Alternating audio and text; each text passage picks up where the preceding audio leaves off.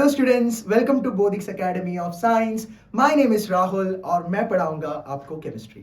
तो स्टूडेंट्स, आज जो टॉपिक पढ़ने वाले हैं, बेसिकली जो टॉपिक है that is bore model of atom. अब ये टॉपिक जो है, ये एटॉमिक स्ट्रक्चर का जो चैप्टर है, इसमें बहुत ज्यादा वेटेज जो है ये टॉपिक रखता है। बेसिकली अगर आप नीट या फिर जेई जैसे एग्जाम्स के लिए प्रिपेयर कर रहे हो तो भी ये जो टॉपिक जो है वो बहुत ही ज्यादा इंपॉर्टेंट है आपके लिए। ओके स्टूडेंट्स, सो ये जो टॉपिक जो है हम थोड़ा डिटेल में पढ़ेंगे। ओके और उससे रिलेटेड कुछ कैलकुलेशंस भी जो है आज हम कवर करने वाले हैं। So let's begin with the bore model of atom. So students, bore model of atom के पहले आपने और एक इंपॉर्टेंट मॉडल ऑफ एटम पढ़ा है, that is Rutherford's model of atom. अगर आपको याद हो, रुदरफोर्ड एटम मॉडल को प्लैनेटरी मॉडल ऑफ एटम भी कहा जाता है। So class, in planetary model of atom, okay, मैं आपको डिस्क्राइब करके जरा बताता हूं। अगर आपको याद होगा, इन प्लैनेटरी मॉडल ऑफ एटम, उसको प्लैनेटरी मॉडल ऑफ एटम क्यों कहा जाता है? सो बोर के हिसाब से, सॉरी, रुदरफोर्ड के हिसाब से एटम क्या होता है? एटम जो है मोस्टली एटम का जो स्पेसेस होता है वो एम्प्टी होता है, राइट? अगर उनके हिसाब से एटम जो है उसके बीच में जो है बेसिकली एक न्यूक्लियस होता है जो कौन सा चार्ज कैरी करता है? Positive charge. अब इसके अलावा उन्होंने कहा न्यूक्लियस के सराउंडिंग में बहुत सारे ऑर्बिट्स हैं। अब ये इन ऑर्बिट्स में कौन होते हैं? इन ऑर्बिट्स में होते हैं इलेक्ट्रॉन्स। अब ये इलेक्ट्रॉन्स क्या करते हैं? Are they stationary? No, they are continuously revolving around the nucleus. ये जो इलेक्ट्रॉन्स जो है वो स्टेशनरी नहीं है। अगर वो स्टेशनरी होते वो डायरेक्टली क्या हो जाएंगे? न्यूक्लियस में गिर जाएंगे, है ना? सो इस कारण वो स्टेशनरी तो नहीं है, बट वो कंटिन्यूअसली कैसे कर रहे हैं? वो लाइक ऑर्बिट कर रहे हैं अराउंड द न्यूक्लियस। नाउ अगर आपने देखा होगा स्टूडेंट्स, लाइक ये जो चीज है, अब हम ऑलरेडी हमने भले एटम में नहीं, हमने सोलर सिस्टम में कहीं ना कहीं देखा है। यहां तो सेंटर में कौन है? न्यूक्लियस है। वहां सोलर सिस्टम में सेंटर में कौन होता है? यस, द सन। और वहां ये सन को कौन ऑर्बिट करता है? Basically planets. सो कहीं ना कहीं ये जो एटम मॉडल है वो सोलर सिस्टम से बहुत ज्यादा रिजेंबलेंस दिखाता है, और इस वजह से रुदरफोर्ड के एटम मॉडल को क्या कहा जाता है? प्लैनेटरी मॉडल ऑफ एटम कहा जाता है। चलो, बात यहां तक सब सही था। सो हमको पता चल गया कि लाइक बेसिकली उनके अल्फा रे स्कैटरिंग एक्सपेरिमेंट से हमको ये पता चला, चलो एटम है, एटम के अंदर एक पॉजिटिवली चार्ज न्यूक्लियस है, और जैसे ही हमको पता था कि एटम न्यूट्रल भी है, सो इस वजह से जो इलेक्ट्रॉन जो नेगेटिव चार्ज प्रोवाइड करता है एटम को, वो क्या कर रहा है? कंटिन्यूअसली न्यूक्लियस के चक्कर लगा रहा है। सो यहां तक रुदरफोर्ड का जो एटम मॉडल है वो बहुत बड़ा एक सक्सेस था। बट प्रॉब्लम क्या होती है? देखो, हर एक एटम मॉडल में लाइक बहुत सारे मेरिट्स हैं और उसके साथ ही बहुत सारे क्या है? डीमेरिट्स भी है। अब एक एटम मॉडल, ऐसा कोई एटम मॉडल नहीं है जो कंप्लीटली सब कुछ जो है सेटिस्फाई कर सकता है। सो इनके बहुत सारे मेरिट्स हैं कि रुदरफोर्ड ने हमको ये बताया बेसिकली एक न्यूक्लियस होता है, जो हमको पता ही नहीं था। हमको लगा था एटम तो पूरी तरीके से भरा होता है। रुदरफोर्ड ने कहा नहीं, ये तो गलत है, एक्चुअली एटम तो खाली होता है ना? सो इसके बाद ये सब जो था हमारे लिए ग्राउंड ब्रेकिंग था। ओके, सो बट ये सब मेरिट्स थे उसके, बट कुछ कुछ उनके क्या है? डीमेरिट्स भी है। सो मैं आपको डीमेरिट्स की तरफ लेके जाता हूं। ओके क्लास, सो डीमेरिट्स क्या थे? तो मैं फर्स्ट ऑफ ऑल आपको डीमेरिट्स समझाता हूं, फिर हम लोग जो है उसके पॉइंट्स के बारे में देखेंगे। ओके क्लास, सो चलो। सो यस, बेसिकली अगर हम लोग डीमेरिट्स के बारे में देखेंगे, सो रुदरफोर्ड जो है एक इंपॉर्टेंट चीज, उन्होंने एटम के बारे में तो बता दिया, ठीक है, पर उन्होंने एक इंपॉर्टेंट चीज नहीं बताया। बेसिकली उन्होंने ये नहीं बताया कि लाइक एक एटम स्टेबल कैसा होता है। सो सबसे इंपॉर्टेंट पॉइंट है, he couldn't explain the stability of atom. क्या एक्सप्लेन नहीं कर पाए वो? Stability of atom.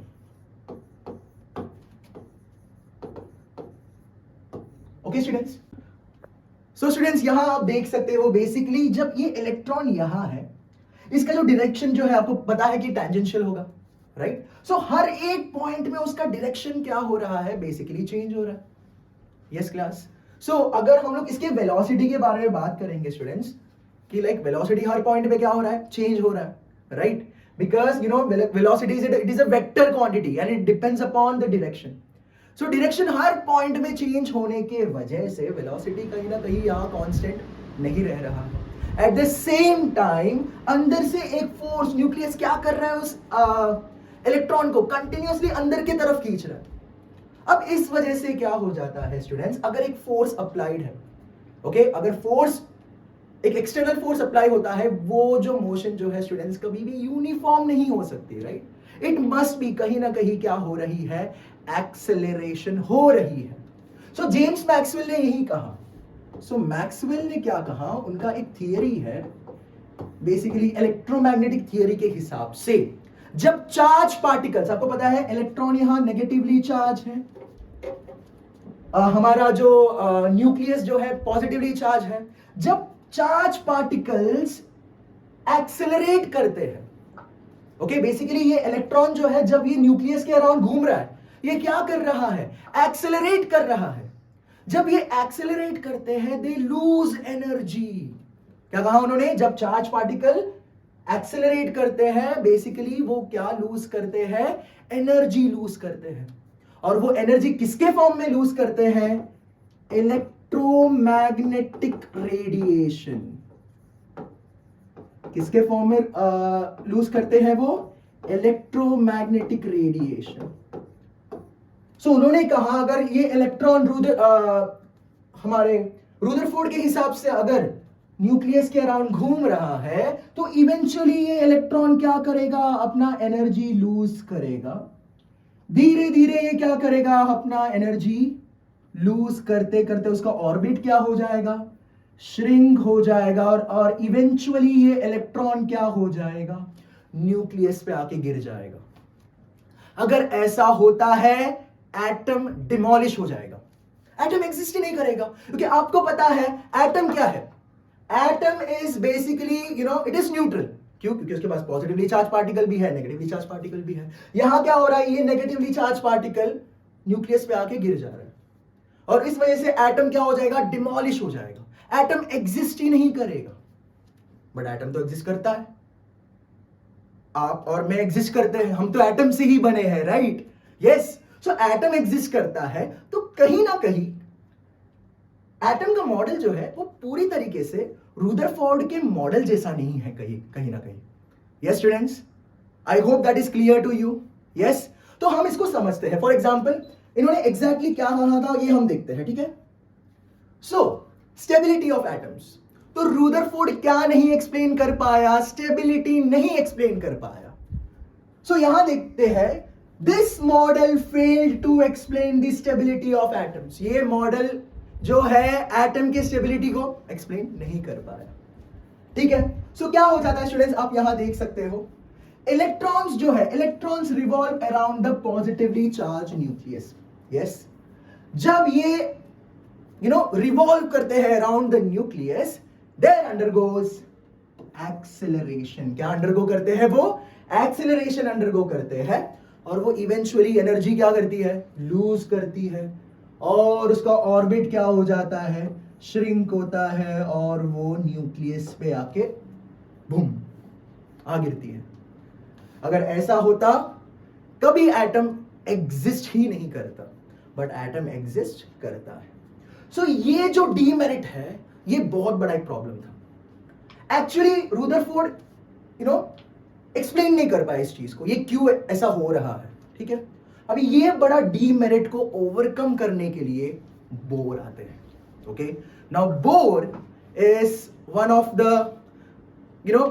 Most brilliant scientist. Okay, like बहुत बहुत बहुत इंपॉर्टेंट उनका रोल है हमारे साइंस के फील्ड में. ओके, सो बोर आते हैं उनका मॉडल लेके, that is Bohr's model of atom. तो अब हम देखने वाले हैं बोर ने क्या कहा. ओके स्टूडेंट्स, तो मैं रुदरफोर्ड के बारे में इसलिए बताया क्योंकि आपको पता तो होना चाहिए ना कि हम लोग बोर के बारे में क्यों पढ़ रहे हैं, बोर कैसा अचानक से आ टपका, राइट? सो बोर का आना क्यों इंपॉर्टेंट था, क्योंकि हमारा हीरो कौन है यहाँ, बोर. क्योंकि बोर ने क्या कहा, ठीक है मैं आ गया, अब मैं संभाल लेता हूं. ठीक है, रुदरफोर्ड ने जो करना था वो कर दिया, अब मैं आता हूं और मैं आपको मेरा एटम मॉडल बता देता हूं जो बहुत ही ज्यादा कन्विंसिंग है। ओके क्लास, सो अब हम चलेंगे बोर की तरफ। So yes, so this is Bohr's model of atom. So students, bore ने क्या कहा?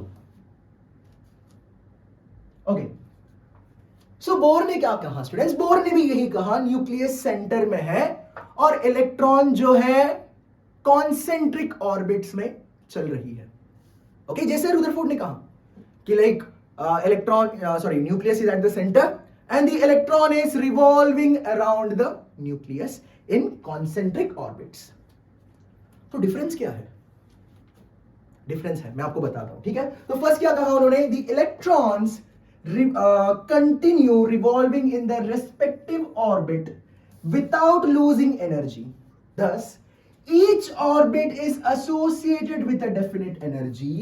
Hence, it is also called energy level, या फिर उसको आप stationary states या फिर allowed energy states कह सकते हो। स्टूडेंट्स, मैं आपको ये एक्सप्लेन करता हूं, ठीक है। अब बस ये ध्यान दीजिए। नाउ, इलेक्ट्रॉन कौन से ऑर्बिट में घूम सकता है? उन्होंने ये तो कहा ऑर्बिट में घूमता, तो रुदरफोर्ड ने भी तो यही कहा ऑर्बिट में घूम सकता है इलेक्ट्रॉन्स, राइट। सो एक्चुअली इन्होंने कहा ये कोई भी ऑर्बिट में नहीं घूम सकता। उन्होंने कहा the given orbit should have, students, क्या उसका एंगुलर मोमेंटम जो है किसके मल्टीपल्स में होना चाहिए? NH/2π। स्टूडेंट्स, आपको पता है इलेक्ट्रॉन के पास मास तो है, अब वो मूव हो रहा है तो उसके पास वेलोसिटी भी तो है। m/v is what? Momentum, right? But इधर क्या हो रहा है? सर्कुलर मोशन चल रहा है, तो यहां हम लोग क्या कंसिडर करेंगे? एंगुलर मोमेंटम कंसिडर करेंगे। सो mvr इक्वल्स टू NH/2π जो है, इसके इंटीग्रल मल्टीपल्स में जो है एंगुलर मोमेंटम होना चाहिए, तब जाके ही इलेक्ट्रॉन जो है उस ऑर्बिट में एग्जिस्ट कर सकता है। ओके स्टूडेंट्स, ये दो इंपॉर्टेंट पॉइंट्स हैं, मैं आपको समझा देता हूं। Okay class, so here we go. So again students, same हम लोग क्या कंसिडर करेंगे? Nucleus is at the centre and this is our concentric orbits. ये क्या है? हमारा कॉन्सेंट्रिक ऑर्बिट है। तो क्लास, बोर ने क्या कहा कि इलेक्ट्रॉन जो है वो कहीं भी एग्जिस्ट नहीं कर सकता, वो कौन से भी ऑर्बिट में एग्जिस्ट नहीं कर सकता। ओके, सो वो कहां एग्जिस्ट कर सकता है? बेसिकली उन्हीं ऑर्बिट्स में, ओके, जिसका बेसिकली जैसे कहा उन्होंने एंगुलर मोमेंटम जो है NH/2π के मल्टीपल्स में होना चाहिए। ओके, और उन्होंने ये कहा जब तक ये इलेक्ट्रॉन इन ऑर्बिट्स में है, जब तक ये इलेक्ट्रॉन इन ऑर्बिट्स में एग्जिस्ट करते हैं, they are neither going to lose energy nor they are going to gain energy. yes, तो यहां जो है कहीं ना कहीं रुदरफोर्ड के जो डीमेरिट है उसको उन्होंने ओवरकम किया। उन्होंने कहा कि लाइक इलेक्ट्रॉन कहीं पे भी एग्जिस्ट नहीं कर सकता। इलेक्ट्रॉन कहां एग्जिस्ट कर सकता है? Basically in circular orbits. अब जब तक ये इलेक्ट्रॉन इस ऑर्बिट में है, ना ये एनर्जी गेन करने वाला है, ना ये एनर्जी लूज करने वाला है। यस स्टूडेंट्स, तो क्या हो गया? एनर्जी जो है कंजर्व रहेगा उसका, ना एनर्जी वो लूज कर रहा है, ना एनर्जी वो गेन कर रहा है। अब नेक्स्ट, वो कौन से ऑर्बिट्स में उसका घूमना अलाउड है? जहां उसका एंगुलर मोमेंटम, स्टूडेंट्स ये बहुत ज्यादा इंपॉर्टेंट है। ओके, सो यहां जो है बेसिकली यहां उसका एंगुलर मोमेंटम जो है इट शुड बी NH/2π के इंटीग्रल मल्टीपल में होना चाहिए, जहां n क्या होता है? अभी के लिए याद रखना, प्रिंसिपल क्वांटम नंबर। जहां n क्या होता है? Principal quantum number, basically shell. आप स्कूल से पढ़ते आ रहे हो, राइट? तो अगर n का वैल्यू 1 है सो वो है k शेल, अगर n का वैल्यू 2 है वो है m शेल, अगर n का वैल्यू 3 है, अगर 2 है तो इट इज L शेल, अगर n का वैल्यू 3 है तो m shell and so on. Okay students, तो अभी फॉर एग्जांपल आपको पूछा जाता है, ओके, एक क्वेश्चन करते हैं इसके बेसिस पे। अगर आपको पूछा जाता है calculate the angular momentum of an electron in the second orbit of hydrogen atom, okay, so बहुत इजी है एक्चुअली, आपको कुछ करना ही नहीं है। आपको सिर्फ क्या क्या पूछा गया है, एंगुलर मोमेंटम पूछा गया है ना। सो आपको पता है एंगुलर मोमेंटम क्या है, ये लो mvr equals to nh by 2 pi, mvr equals to nh upon 2 pi. उन्होंने क्या कहा है, कौन से ऑर्बिट में है, I guess third orbit, yes third orbit consider करते हैं। So mvr equals to, n का वैल्यू क्या हो जाएगा students, 2h 2 pi, that is h by pi. It's that easy. Yes students, अब आप ट्राई करो, सोचो इफ द इलेक्ट्रॉन, अगर इलेक्ट्रॉन फिफ्थ ऑर्बिट में है तो क्या होगा। यस क्या करना है आपको, सिर्फ n की जगह पे क्या डाल देना है, बस h, that is 5h upon 2 pi, that is 2.5 h by pi. सो उन्होंने क्या कहा, फर्स्ट ऑफ ऑल जब तक ये इलेक्ट्रॉन इन ऑर्बिट्स में है ना वो एनर्जी लूज करेंगे ना एनर्जी गेन करेंगे। सेकेंड, कौन से ऑर्बिट्स में होंगे, जिसका एंगुलर मोमेंटम जो है इसके मल्टीपल में होना चाहिए। और n क्या है, प्रिंसिपल क्वांटम नंबर है, अगर n का वैल्यू 1 है इट इज k, 2 है इट इज l, अगर 3 है इट इज m, एंड 4 है it is n, and so on. Next उन्होंने एक बहुत इंपॉर्टेंट चीज कहा students, I hope it is clear to you now. ठीक है, आप थोड़ा पॉज कर सकते हो वीडियो और ये सब जो है नोट डाउन कर सकते हो। ओके फाइन, अब हम आगे बढ़ते हैं। अब स्टूडेंट्स आप देख सकते हो, सपोज यहां एक इलेक्ट्रॉन है, समझो इसकी एनर्जी है E1, यहां इलेक्ट्रॉन है उसकी एनर्जी क्या है E1। समझो यहां दूसरा एक इलेक्ट्रॉन है, इसका इलेक्ट्रॉन है E2, मतलब यहां अगर इस इलेक्ट्रॉन को रहना है उसका एनर्जी क्या रहने वाला है E2। समझो अगर इस इलेक्ट्रॉन को यहां जाना है तो हम इसको n1 कंसिडर करते हैं, इस ऑर्बिट को n इक्वल्स टू 1 कंसिडर करते हैं, इसको n इक्वल्स टू 1 और इसको n इक्वल्स टू 2 कंसिडर करते हैं। तो क्लास अभी आप देख सकते हो, इफ अगर ये इलेक्ट्रॉन यहां से यहां जाता है, ओके इलेक्ट्रॉन E1 से लेके बेसिकली N1 से लेके N2 के तरफ जाता है, तब उसमें थोड़ी बहुत एनर्जी चेंज आएगी। तो बोर ने भी यही कहा, देखो अगर इलेक्ट्रॉन उसके ऑर्बिट में है ना वो एनर्जी लूज करेगा ना गेन करेगा, बट इफ अगर वो एक ऑर्बिट से दूसरे ऑर्बिट के तरफ जाता है तो एनर्जी में चेंज आएगी। यहां हम लोग कंसिडर करते हैं स्टूडेंट्स, E2 जो है E1 से बड़ा है, ठीक है, E2 जो है E1 से बड़ा है। अगर इलेक्ट्रॉन को यहां से यहां जाना है मतलब क्या करना पड़ेगा, एनर्जी एब्सॉर्ब करना पड़ेगा। बेसिकली क्या करना होगा उसके, एनर्जी एब्सॉर्ब करना होगा। एंड सपोज अगर इस इलेक्ट्रॉन को फिर से अपने नॉर्मल स्टेट में जाना है, वो क्या करेगा, जो भी वो एब्सॉर्ब किया गया है वो सब फिर से क्या कर देगा, लिबरेट कर देगा। ओके स्टूडेंट्स, तो एनर्जी का चेंज कब आता है, जब इलेक्ट्रॉन एक ऑर्बिट से दूसरे ऑर्बिट की तरफ जाता है। जब तक वो अपने ऑर्बिट में है दे आर हैप्पी। ओके, जब चेंज जो है एनर्जी का कब आएगा, जब एक्चुअल में और एक ऑर्बिट से वो दूसरे ऑर्बिट में क्या दिखाते हैं, ट्रांजिशन दिखाते हैं। सो स्टूडेंट्स आपको ये इक्वेशन तो पता होगा, that is E equals to h new.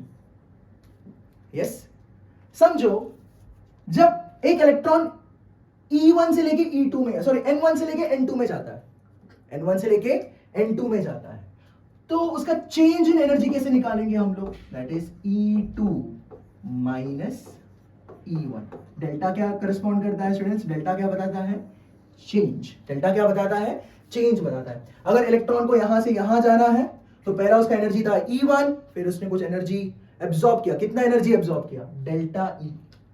उसने एब्सॉर्ब किया, फिर कहां पहुंच गया, वो E2 स्टेट में पहुंच गया। तो जो चेंज आया है एनर्जी वो किसमें हम लोग बताएंगे, डेल्टा E। अब इस डेल्टा E को क्या करो, यहां सब्स्टिट्यूट करो।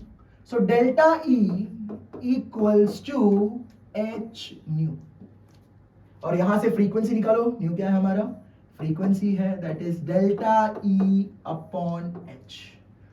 स्टूडेंट्स ये इक्वेशन जो है बहुत ही ज्यादा इंपॉर्टेंट है, ठीक है, प्लीज नोट इट डाउन। इस इक्वेशन को हम लोग कहते हैं बोर्स फ्रीक्वेंसी रूल। इस इक्वेशन को हम लोग क्या कहते हैं? Bohr's frequency rule. Okay students, फिर से आपको पता चल गया है कब एनर्जी चेंज होता है? जब इलेक्ट्रॉन जो है जब एक ऑर्बिट से दूसरे ऑर्बिट में जाता है, जब तक वो अपने ऑर्बिट में है कोई भी चेंज नहीं आने वाला है। सो ये इन सब चीजों से क्या हो गया क्लास कि जो रुदरफोर्ड का जो ओवरऑल डीमेरिट है उसको क्या कर दिया? बोर ने ओवरकम कर दिया। Okay class, yes. So what are the postulates of Bohr model of atom? Electrons they are in their orbits, जब तक अपने ऑर्बिट्स में है they are not going to lose energy not going to gain energy.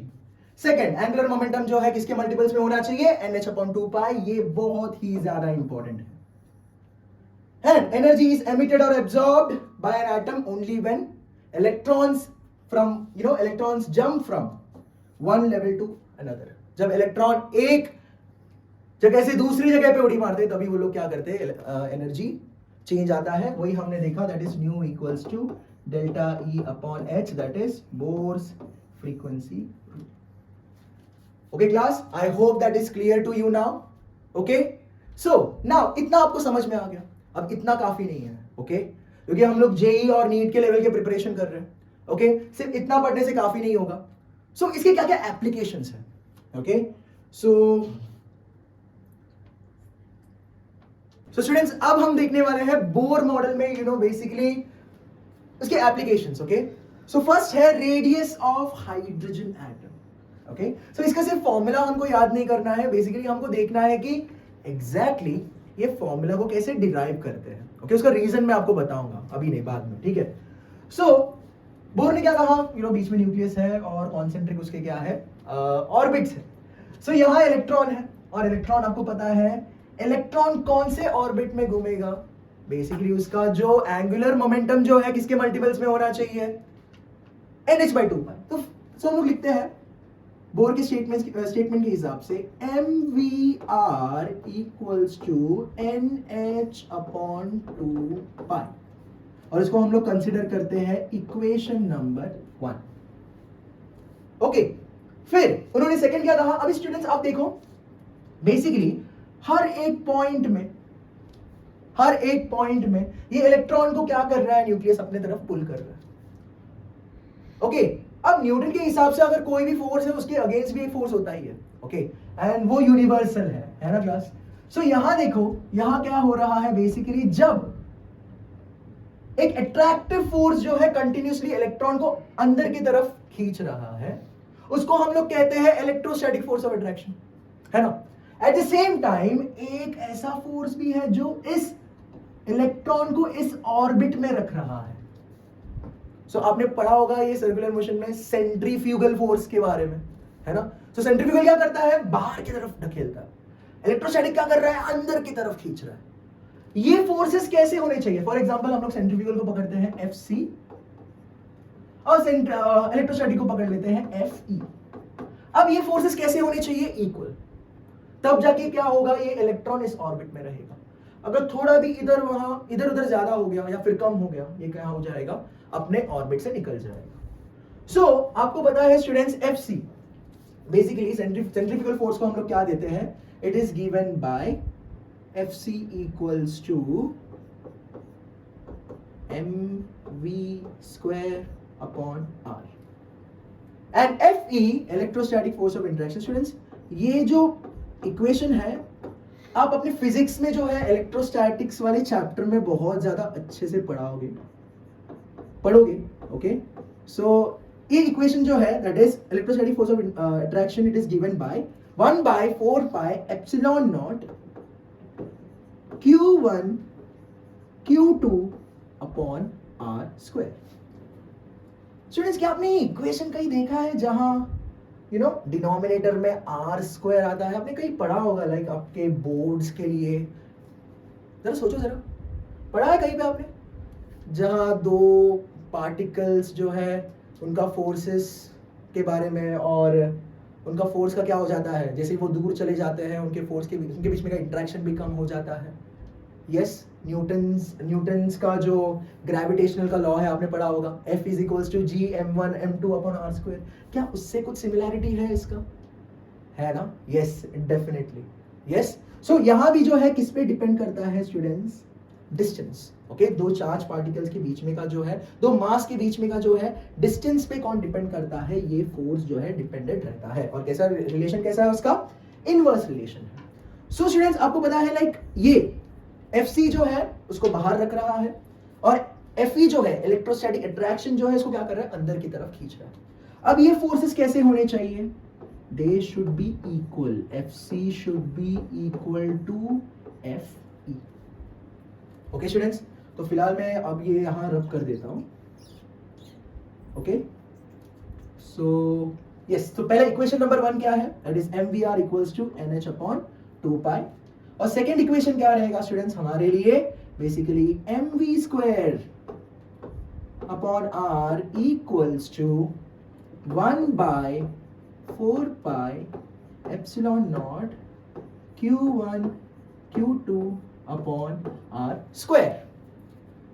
Students यहां आप देख सकते हो बेसिकली इसको हम लोग इक्वेशन नंबर 2 पहला कंसीडर कर लेते हैं। ओके, सो यहां बहुत सारे कॉमन टर्म्स है, राइट? सो इतने सारे टर्म्स जो है बहुत ज्यादा मुश्किल हो जाएगी, तो हम लोग क्या करते हैं? मैक्सिमम इसको कैंसिल आउट करने का ट्राई कर लेते हैं। ठीक है, सो m कॉमन है, v कॉमन है, r कॉमन है, राइट? ओके, सो हम लोग इसको मैक्सिमम क्या कर लेते हैं स्टूडेंट्स? इसको बेसिकली कैंसिल आउट करने का कोशिश करते हैं। सो हम क्या करते हैं क्लास? इक्वेशन नंबर 1 को स्क्वायर कर देते हैं। ओके, सो मैं यहां लिख देता हूं ऑन स्क्वायरिंग इक्वेशन 1। चलो इक्वेशन नंबर 1 को स्क्वायर करो, क्या मिलेगा? यस, चलो m साथ में m square v square r square equals to n square h square upon 4 pi square. इसको हम कंसिडर करते हैं equation number 3। Okay students, first angular momentum वाला किस्सा है। सेकंड हमने देखा इलेक्ट्रॉन को कौन सा फोर्स उसको ऑर्बिट में रखता है? Fc एंड Fe, और वो कैसे होने चाहिए? इक्वल होने चाहिए। फिर हमने क्या किया? मैक्सिमम टर्म्स को कैंसिल आउट करने के लिए क्या कर दिया? हमने इक्वेशन 3 को क्या कर दिया? स्क्वायर कर दिया। ओके, सो नाउ स्टूडेंट्स अब देखो क्या हो जाता है। अब और एक मॉडिफिकेशन हम लोग लेकर आते हैं, ठीक है? सो बेसिकली इसको मैं थोड़ा यहां से हटा देता हूं, बस छोटा सा एक एटम बना देता हूं यहां। ओके, अंदर की तरफ Fe और बाहर की तरफ Fc। आई होप आपको यहां बना देता हूं।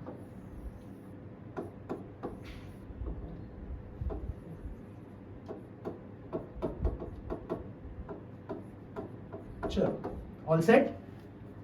अब क्लास आपको पता है इलेक्ट्रॉन और प्रोटॉन का चार्ज सेम होता है, राइट?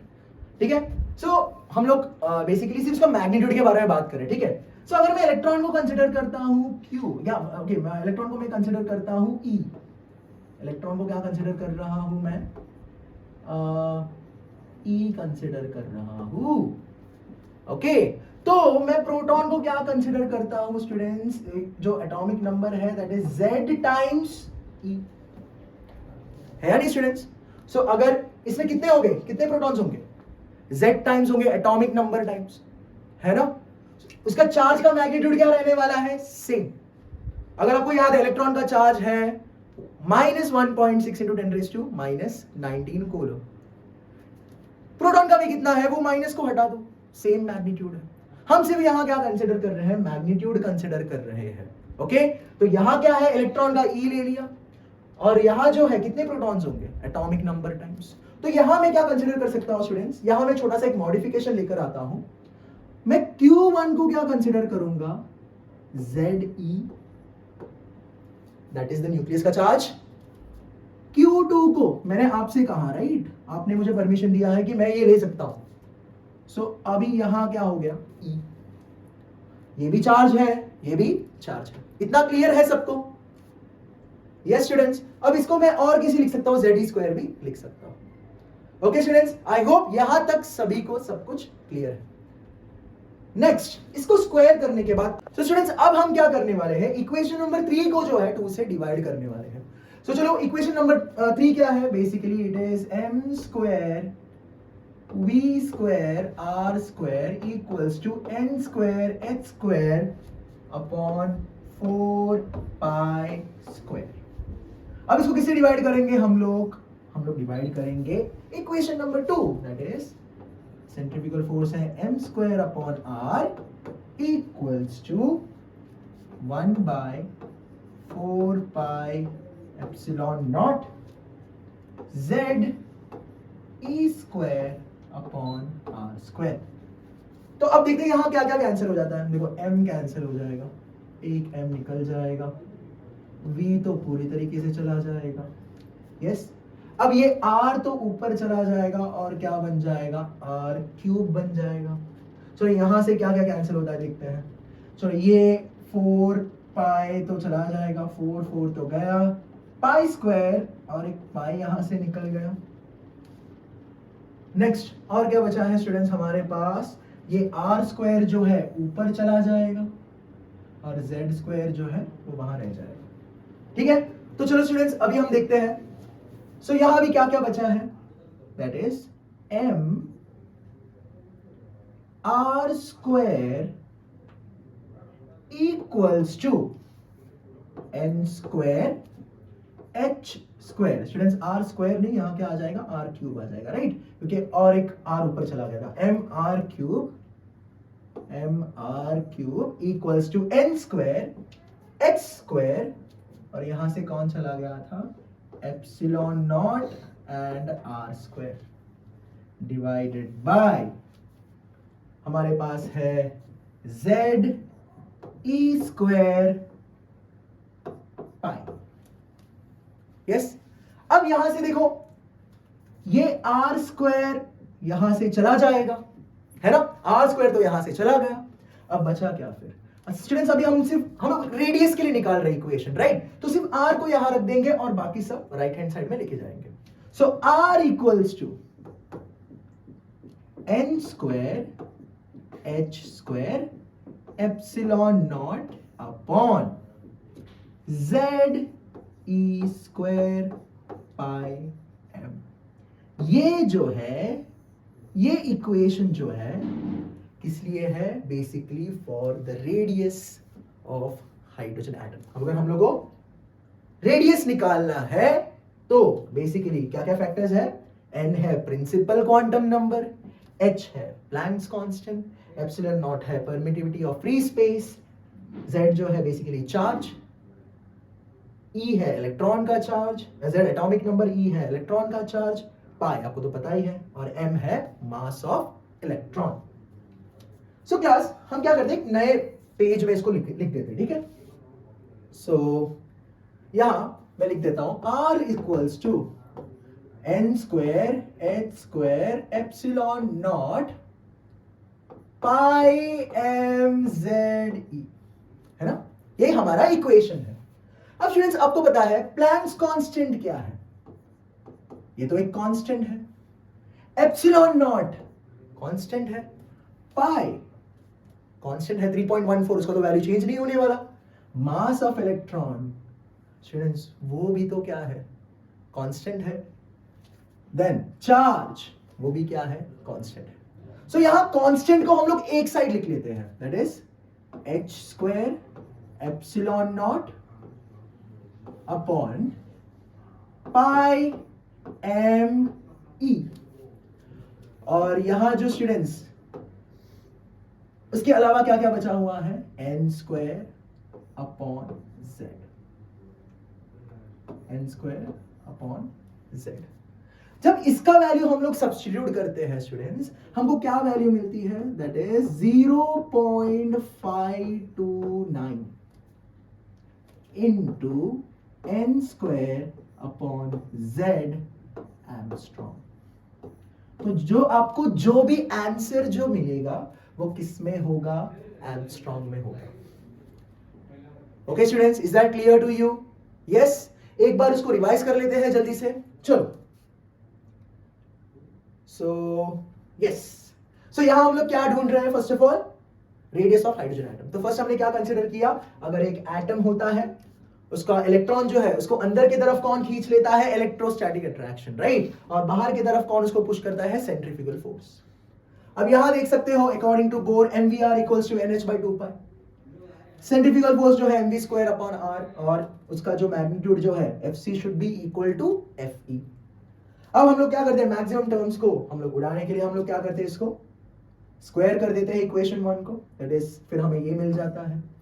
फिर हम लोग इक्वेशन 3 को इक्वेशन 2 से क्या कर देते हैं? डिवाइड कर देते हैं, और बाकी कुछ नहीं है। अब देखो डिवाइड करने के बाद मैंने आपको बता दिया है कौन कहां कहां जा रहा है यहां। फिर उसके बाद r के लिए हमको एक जो है इक्वेशन मिल जाता है, दैट इज n²h²ε0 ze²πm। अब यहां स्टूडेंट्स हमने देखा आगे that most of the terms are constant, so इसमें चेंज होने वाले टर्म्स कौन से हैं? n and z। अब इसका काम कहां आएगा? सो जो आपको पूछा जाता है calculate the radius of the second orbit of hydrogen atom, तो अब क्या करोगे स्टूडेंट्स? आपको पता है r equals to 0.529 into, okay, 0.529 into n²/z। हमारे पास तो ऑलरेडी फॉर्मूला बना हुआ है ना? आपको क्या करना है? इसे सब्स्टिट्यूट करना है। So r equals to 0.529 into second orbit कहां गया है? दैट इज सेकेंड 2 का क्या हो जाएगा? स्क्वायर हो जाएगा। हाइड्रोजन का एटॉमिक नंबर क्या है स्टूडेंट्स? 1। तो जो भी आंसर मिल जाएगा स्टूडेंट्स वो किसमें हो जाएगा? एंगस्ट्रॉम में आ जाएगा। इतना इजी है। तो अब कौन सा भी ऑर्बिट का क्या कर सकते हो स्टूडेंट्स? आप इजीली आप बेसिकली रेडियस जो है ढूंढ सकते हो। सो इसके बेसिस पे स्टूडेंट्स बहुत सारे क्वेश्चंस जो है आते हैं NEET as well as JEE level पे। Alright students, so I hope आपको ये समझ गया होगा अच्छे से। अभी हम जल्दी से आगे बढ़ते हैं टुवर्ड्स द नेक्स्ट एप्लीकेशन। तो रेडियस तो हमें पता चल गया स्टूडेंट्स, इसके बाद काफी आसान होने वाला है सभी। सो नेक्स्ट, तो स्टूडेंट्स अभी बोर रेडियस ढूंढने के बाद हम अभी क्या करने वाले हैं? वेलोसिटी ऑफ इलेक्ट्रॉन ढूंढने वाले हैं, ठीक है। सो ये बहुत इजी है, ठीक है, उतना कॉम्प्लिकेटेड नहीं है।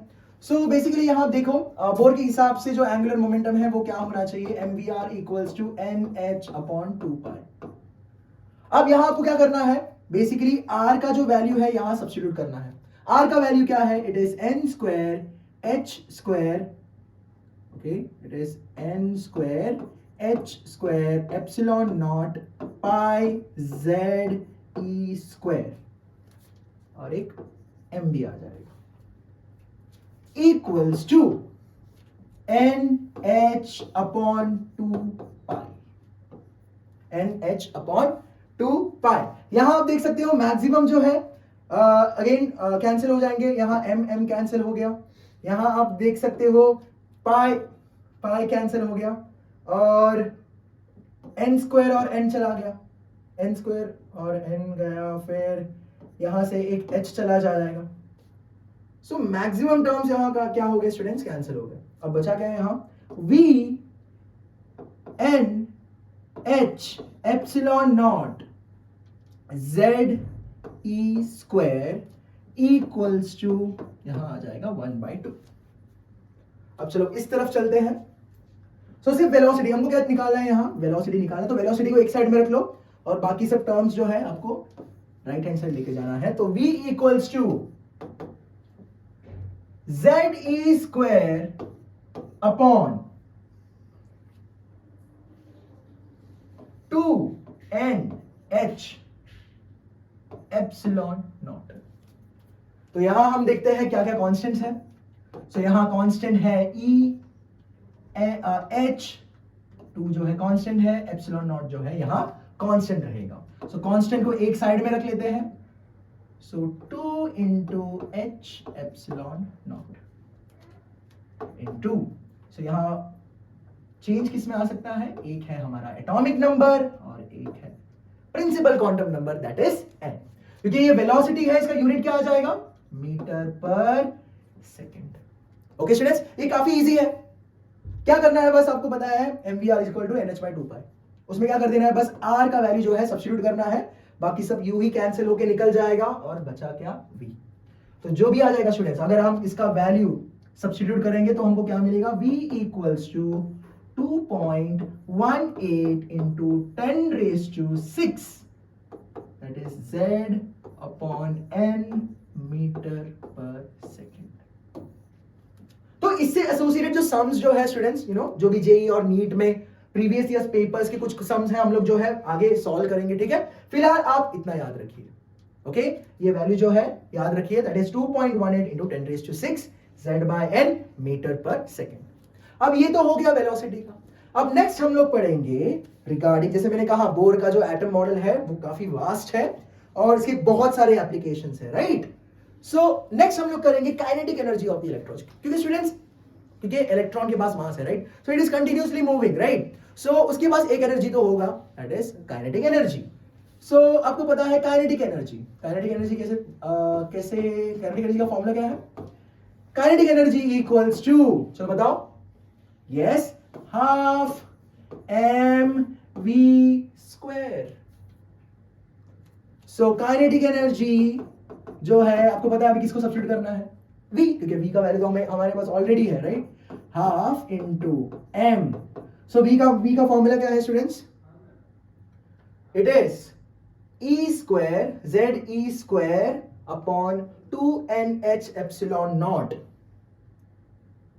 z square 2nh epsilon naught the whole square.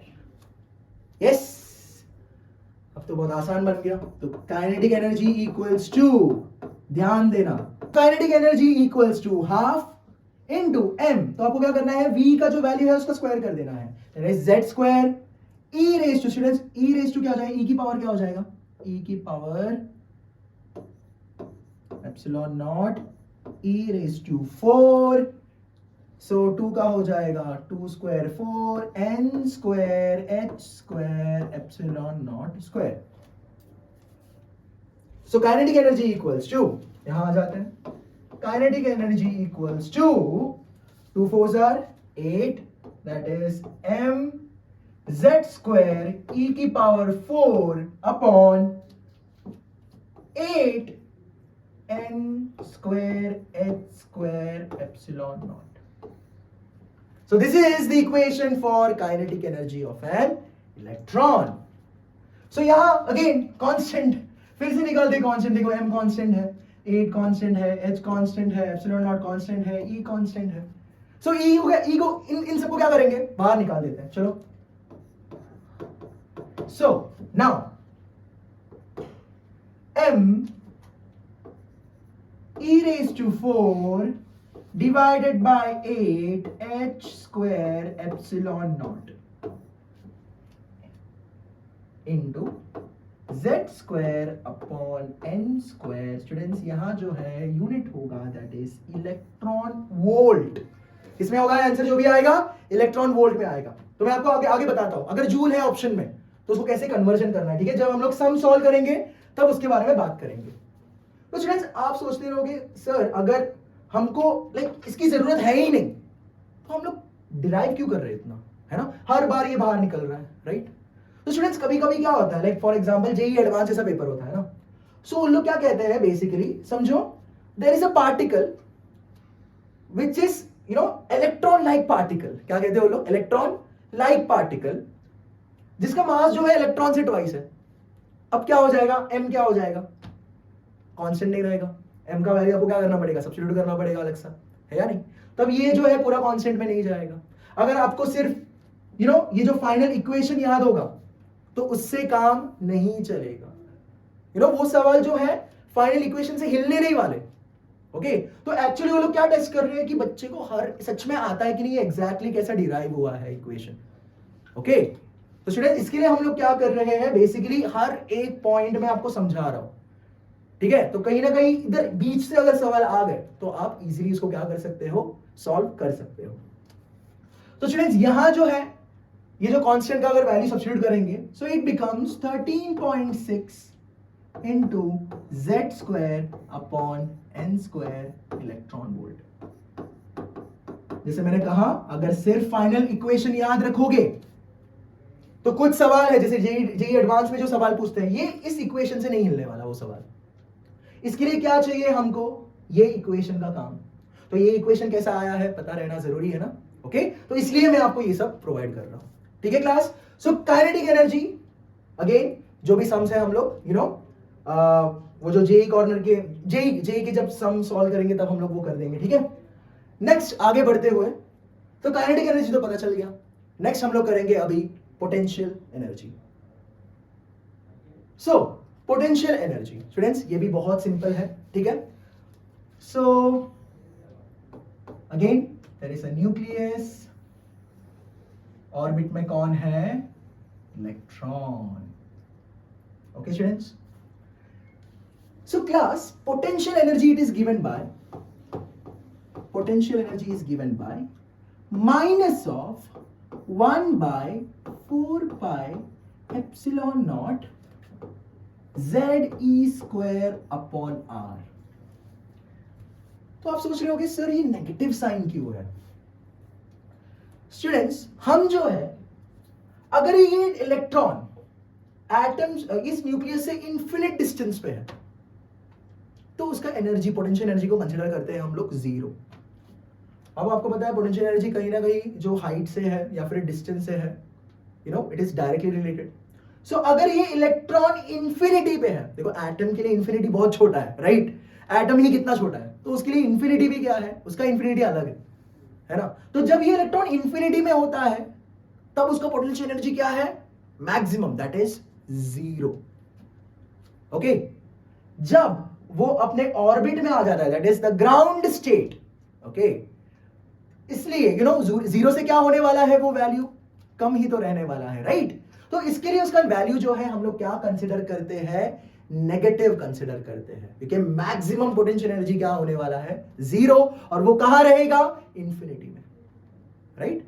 अब यहां जो है, सिंस वो उसके ग्राउंड स्टेट में है, ऑफ कोर्स ये मैक्सिमम पोटेंशियल एनर्जी नहीं है, दैट इज वो जीरो से कम है। दैट्स व्हाई ये नेगेटिव साइन जो है यहां बहुत बड़ा एक रोल प्ले करता है, प्लीज इसे भूलना मत, ठीक है क्लास। अब आगे बढ़ते हुए, minus of 1 by 4 pi epsilon naught into z e square upon r। r का तो आपको ऑलरेडी इक्वेशन पता है, चलो बताओ, n square h square epsilon naught into, ये ऊपर चला जाएगा, पाई एम ई स्क्वायर जेड।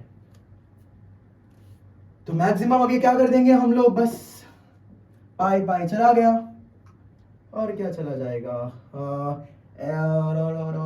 और कुछ बचा नहीं है, यस, ऑलराइट स्टूडेंट्स। तो पाई पाई चला गया, अब क्या हो जाएगा, एप्सिलॉन नॉट क्या हो जाएगा, उसका स्क्वायर बन जाएगा, दैट इज z e की पावर 4 m, z और z क्या हो जाएगा, मल्टीप्लाई हो जाएगा, z स्क्वायर m अपॉन, और क्या है हमारे पास, n square h square epsilon naught square divided bye 4। Students, ये इक्वेशन ध्यान से देखो, ठीक है। क्या इक्वेशन आपने कहीं देखा है, लाइक ऑलमोस्ट एक सेम इक्वेशन है, हम लोग बस थोड़ी देर पहले हमने देखा था, z square e raise to 4 m 4 n square h square epsilon naught. Just एक स्लाइड पीछे चलते हैं, m z square e raise to 4 n square h square, और यहां भी स्टूडेंट्स आप देख सकते हो एप्सिलॉन नॉट स्क्वायर, देखो एप्सिलॉन नॉट स्क्वायर, है ना। सो ये इक्वेशन जो है बहुत सिमिलर है, डिफरेंस क्या है, इधर 1/8 है और वहां क्या है, 1/4। तो आप बताओ कौन सा बड़ा है, काइनेटिक एनर्जी बड़ा है कि पोटेंशियल एनर्जी बड़ा है, मैग्नीट्यूड कंसीडर करना है, ठीक है। Yes, potential energy, right. Potential energy जो है काइनेटिक एनर्जी का क्या है, डबल है, वो क्या है 1/8 टाइम्स, ये क्या है 1/4 टाइम्स। तो हमेशा ये याद रखना क्लास, ओके। सो अगेन इसके कांस्टेंट्स बाहर निकाल देते हैं अभी, So potential energy equals to negative of, again यहां कांस्टेंट कौन है, e raised to 4 m h, ये और 4 सभी जो है कांस्टेंट है। जब कांस्टेंट का वैल्यू आप पुट इन करोगे आपको आएगा 2 into 13.6 into Z square upon N square electron volt. Okay class, is that clear to you? बहुत इजी था, राइट? यस। तो हमको यहां क्या पता चला बेसिकली कि जो पोटेंशियल एनर्जी जो है it is double that of the kinetic energy. Now so potential energy पता चल गया। अभी एक लास्ट, ओके, इसके बाद एक लास्ट जो है हम लोग एक एप्लीकेशन है दैट इज बोर का, दैट इज टोटल एनर्जी। क्या निकालने वाले हैं हम लोग? टोटल एनर्जी जो है निकालने वाले हैं। सो इट इज वेरी इजी। आपने आई गेस 9th या 10th में पढ़ा होगा टोटल एनर्जी। कोई भी चीज का टोटल एनर्जी क्या होता है? टोटल एनर्जी आपको पढ़ाया होगा, it is the sum of potential energy plus kinetic energy, है ना क्लास? तो पोटेंशियल एनर्जी आपको ऑलरेडी पता है,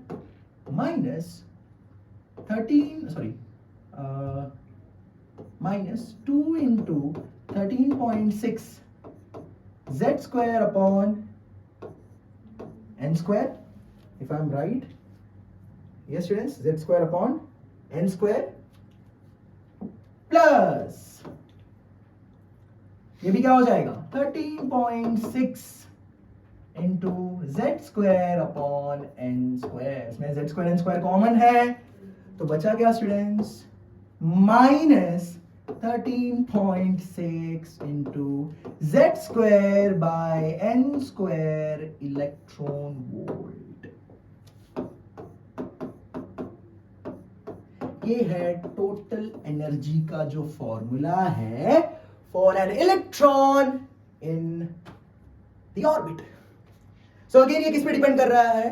ये डिपेंड कर रहा है एटॉमिक नंबर पे, फिर और किस पे? Again principal quantum number, that is the shell number पे डिपेंड करता है। अब स्टूडेंट्स आपको मैं एक इंटरेस्टिंग फैक्ट बताता हूं, ठीक है? देखो ये याद रखना, ये वैल्यू याद रखना। ये 13.6 कब होगा? जब Z 1 रहेगा और शेल नंबर क्या रहेगा उसका? फर्स्ट ऑर्बिट में होगा। हाइड्रोजन के फर्स्ट ऑर्बिट का जो इलेक्ट्रॉन का टोटल एनर्जी क्या रहेगा? ये रहेगा, है या नहीं? अग्री करते हो इस बात से? ओके। अब यहां आप देख सकते हो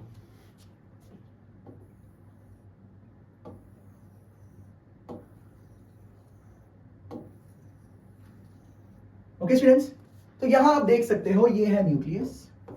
तो समझो इलेक्ट्रॉन यहां है, ये पहला ऑर्बिट है उसका, that is the ground state. समझो वो यहां उसकी एनर्जी कितनी है? माइनस 13.6। सोचो स्टूडेंट्स, अगर ये इलेक्ट्रॉन एक्साइट होकर यहां आ जाता है, अब इसका ऑर्बिट क्या हो गया? तो ये हो गया अभी इसका ऑर्बिट। तो एनर्जी क्या हो जाएगी? समझो हम टोटल एनर्जी को क्या कंसीडर, टोटल एनर्जी कैलकुलेट करते हैं यहां से।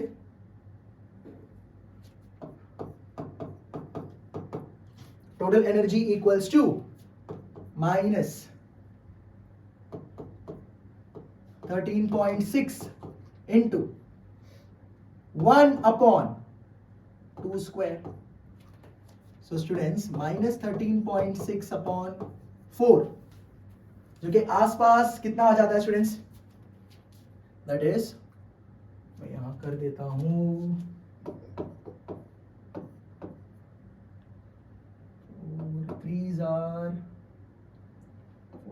अगेन समवेयर अराउंड 3.4 3.5 के आसपास आ रहा है ना क्लास? तो यहां क्या हो गया अब एनर्जी? माइनस 3.4, है ना? अगेन आप अभी कहां लेके जा रहे हो उसको? थर्ड ऑर्बिट में लेके जा रहे हो। अब कहां लेके जा रहे हो अभी उसको?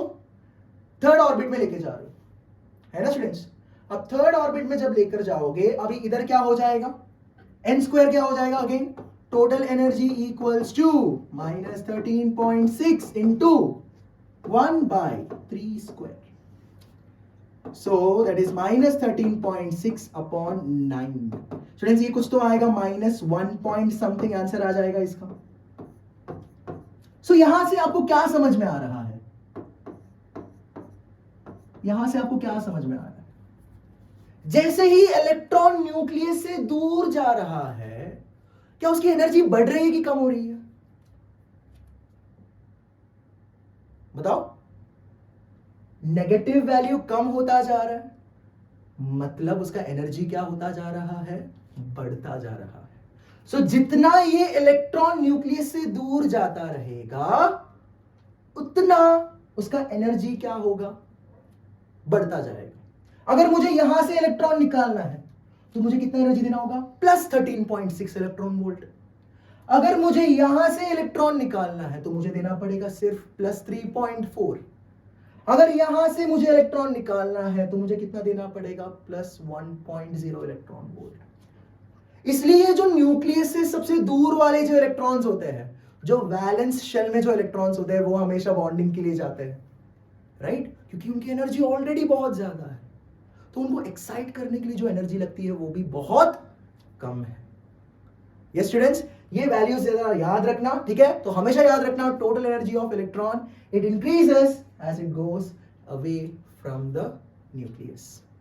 आई hope that is clear to you students. Yes, तो हमने देखा बोर के एप्लीकेशंस और Bohr model of atom, okay, और क्यों बोर मॉडल को लाया गया।